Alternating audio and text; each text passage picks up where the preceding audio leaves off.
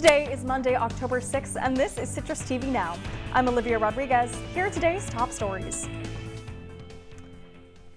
Tonight marks the second night of Interfaith Peace Week. From 7 to 7:30 p.m., a peace vigil will be held on the front steps of Hendricks Chapel. The goal of the week is to unite participants by embracing religious and spiritual differences. Events like the vigil, conversation groups, meditations, and workshops will be offered through Friday. A full schedule of events can be found on the Hendricks Chapel website. Managing Director of AI Innovation at Clyde, Anthony LaFaus, will be leading a conversation tonight on how AI is changing the way we communicate. The discussion will be held at 6 p.m. in the Joyce Hergenan Auditorium in Newhouse. LaFaus will share his experiences with Fortune 100 leaders and how AI is shifting communication strategies and how to stay relevant in these changing times. You can register for the event online through the SU Campus Events page. The Syracuse Crunch are hosting their Welcome to Town event tonight from 6 to 8 p.m. at Turning Stone Resort Casino. Fans can meet players, get autographs, take photos, and win prizes. The event is free and open to the public. Single game tickets will be available for purchase, and season ticket holders with printed tickets will be able to pick up their booklets. The Crunch's season kicks off this Saturday at 7 p.m. away against the Hershey Bears. And to the latest in the case of the Marcy inmate Robert Brooks. Trial began today for 3 former Marcy corrections officers accused of beating Brooks to death. Matthew Gallagher, Nicholas Kiefer, and David Kingsley have all been charged with murder. All 3 have previously rejected a plea deal for lighter sentences. Now they could face life in prison upon sentencing. And coming up on Citrus TV Now, Illinois is suing the Trump administration. How the state is responding to the deployment of the National Guard. Not pre-diabetes, but with more exercise and a change in diet, it can be reversed. I've tried exercising. It just makes me hungry for bacon.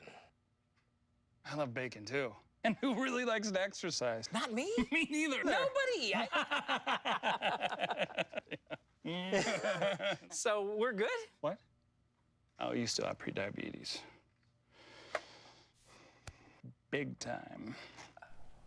Welcome back to Citrus TV Now. Well, the state of Illinois and the city of Chicago are suing the Trump administration for its deployment of National Guard troops in the city.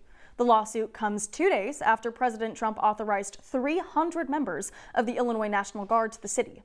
Illinois Governor J.B. Pritzker described the move as an invasion after finding out 400 members of the Texas National Guard were also being deployed. Illinois' lawsuit follows a similar one from officials in Oregon. Over the weekend, a federal judge temporarily blocked the deployment of the National Guard to Portland. The CDC announced today that they are pulling their support for the COVID-19 vaccine. They should now be issued with the approval of healthcare providers following recommendations from the Vaccine Advisory Panel appointed by Health Secretary RFK Jr. Shots will still be available, but there will now be an added barrier of approval.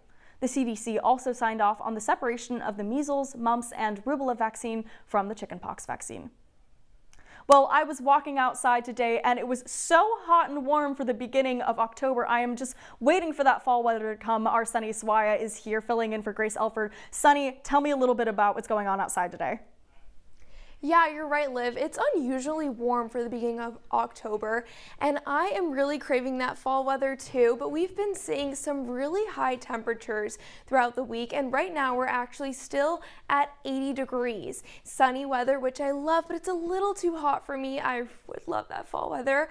But tonight we're only seeing a drop down in 70 degrees, so it's still going to be a bit warm, clear skies, which is nice, but still warm and around that 80-degree temperature. And for a 3-day forecast, spoiler alert, some rain, we can see a little bit of rain on Tuesday, Wednesday. With that, we're going to see a drop into the 60s and even 50s on Thursday, with still some sunny weather on Thursday. So only 2 days of rain showers, then we can expect the sun once again, but a drop down in temperature, definitely not those 80 degrees. Back to you, Olivia.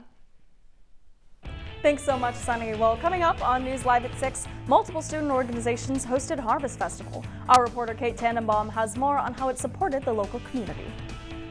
And that's all the time we have for you today on Citrus TV Now. For more of the latest, follow us on X and Instagram. I'm Olivia Rodriguez. The news continues in an hour with Caitlin Campbell and Riley Fay.